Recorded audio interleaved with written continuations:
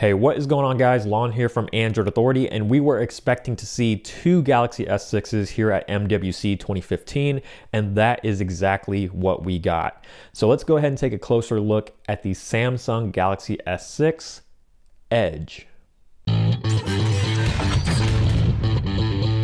The big news with Samsung's latest flagship offerings, the Galaxy S6 and the S6 Edge, is the move away from the plastic build material to a more premium look and feel.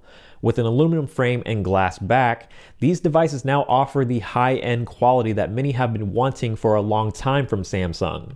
It's still a Samsung device though, so you do have the tactile home button up front, integrated with a fingerprint scanner and flanked by capacitive back and recent app keys.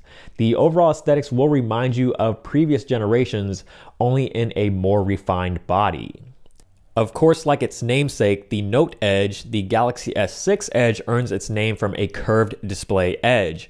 But unlike its larger sibling, there isn't just one, but rather both sides of the display featuring curved extensions. In terms of handling, the Edge will definitely take some getting used to, especially with it now being on both sides. But the comparatively smaller size of the S6 Edge will make it easier to hold onto the phone. Samsung finally made the much needed change in terms of build quality, but unfortunately this move wasn't without its compromises. For starters, the battery is now not replaceable, and secondly, micro SD expansion isn't available anymore. Both features that a lot of fans truly appreciated. And finally, because of how thin the device is, the camera module at the back does tend to stick out a little bit, which could be a problem when placing the device on a flat surface. It'll be interesting to see how fans react to these changes to accommodate the premium build quality, but as far as the look and feel in the hand goes, there's no denying that it's a big improvement. Save for the edges, things are mostly identical between the S6 and the S6 Edge. When it comes to the display, the Edge also features a 5.1-inch Super AMOLED display with a Quad HD resolution, resulting in an impressive pixel density of 577 ppi. As is always the case with Samsung displays, you get deep blacks, bright and vivid colors, great contrast, brightness, and viewing angles.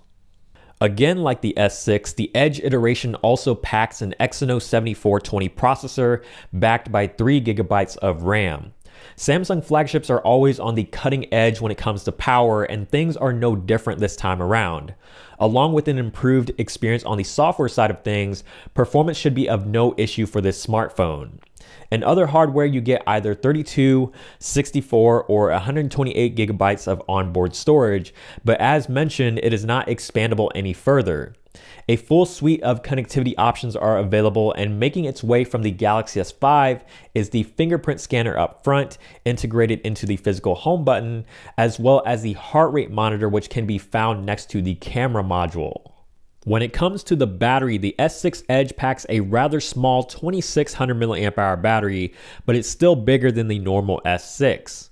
While the battery capacity might result in some concerns, especially with it now powering a Quad HD display, the new Exynos processor is said to be quite frugal in its power consumption, so things might not actually be too bad when it comes to the battery life.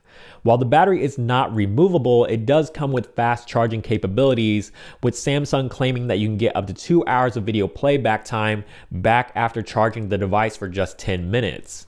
The S6 Edge now also supports wireless charging, and the great news is that with both the WPC and PMA standards supported, you don't have to worry about what charging pad you use. The Galaxy S6 Edge comes with a 16 megapixel rear-facing camera with smart optical image stabilization and a 5 megapixel front-facing camera with a 90-degree wide-angle lens, which is great for all you selfie lovers out there.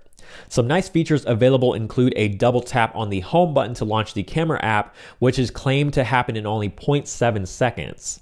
The rear camera has a new feature called tracking autofocus, which tracks moving objects in the frame, such as moving cars or kids. The app comes with all the features we've come to expect, with a revamped HDR mode as well. The new auto HDR mode now automatically turns itself on when the camera thinks it needs it. On the software front, the Galaxy S6 Edge is running Android 5.0 Lollipop out of the box with TouchWiz on top. TouchWiz looks just about the same from previous generations, with only a few Lollipop related changes. The good news is that the number of pre-installed apps have been cut down drastically, with users given the choice to install more if they want to. The curved display sides of the S6 Edge offer similar functionality to what you get on the Note Edge, with a couple of useful additions. Firstly, you now have the ability to assign different colors to up to 5 contacts, and you can now know who is calling from the glowing edges, even when the phone is placed face down. The edges can also show you notifications like calls, texts, weather, social media feeds, and more. And there you have it for our hands-on of the Galaxy S6 Edge. There's definitely a lot more to come, so make sure you stay tuned for the rest of our Mobile World Congress 2015 coverage.